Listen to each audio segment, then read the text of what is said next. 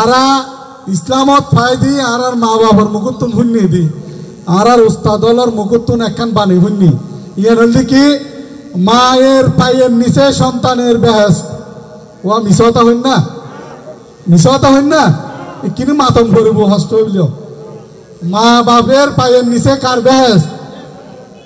এখন তো দুনিয়া উল্টে গিয়ে এখন ব্যস্ত বেলা দাড়ি হল্লাদ বুট দিলি ব্যস্ত হইবেন ইয়ান কি সম্ভব না ক্ষমতা তাই বেল্লাই এত রকম করি বাটপারি করি মানুষের মনরে আকৃষ্ট করি বেল্লাই জান্নাত দাড়ি হল্লাদ বুট দিলি জান্নাত যায় বেল্লাই ওনারা কি তৈয়েন না দাড়ি হল্লা নৌকা গিয়ে যাই পথত দাড়ি হল্লা হন পথত যাইব ঠিক আছে না আর বেশি কথা হইতেন না সবচাইতে যেটা প্রয়োজনীয় কথা বলবো এটা হচ্ছে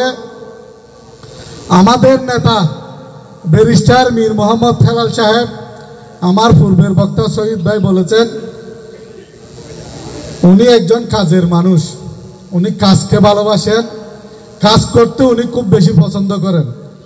দল নির্বাচনের হওয়ার পরে উনি হবেন আপনাদের প্রত্যক্ষ ভোটে নির্বাচিত এমপি ঠিক আছে নির্বাচন হওয়ার আগে উনি ইতিমধ্যে হাটহাজারীবাসীর জন্য কাজ শুরু করে দিয়েছেন কি কাজ শুরু করে দিয়েছেন আপনারা একটু শুনেন খাগড়াছড়ি রোডে র্যাব অফিসের সামনে রাস্তা নির্মাণ করার জন্য একটা ব্রিজ নির্মাণ করার জন্য 2-4-5 ঘন্টা যানজট লেগে থাকে ব্যারিস্টার মীর হেলাল সাহেব যখন এটা শুনতে পেয়েছেন চোখে দেখে গেছেন তখন থেকে উনি সিদ্ধান্ত নিয়েছেন জনগণের ভোগান্তি হয় এরকম কোন কাজ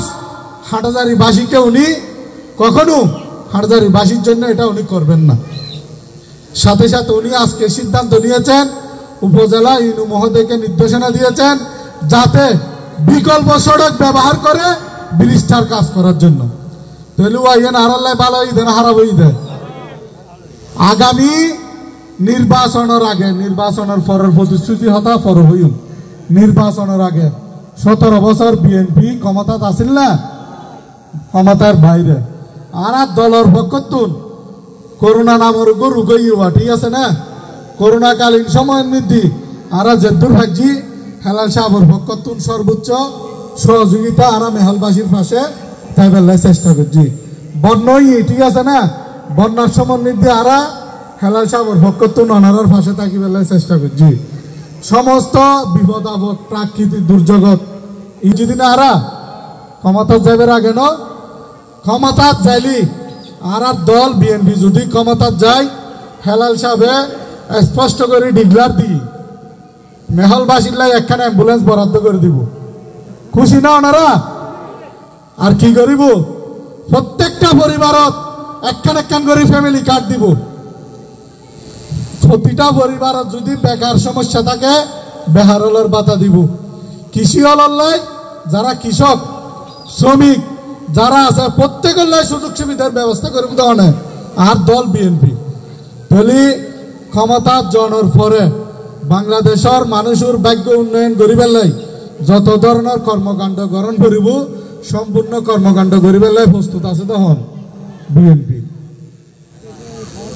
অতীতর একখান হতাহনার হই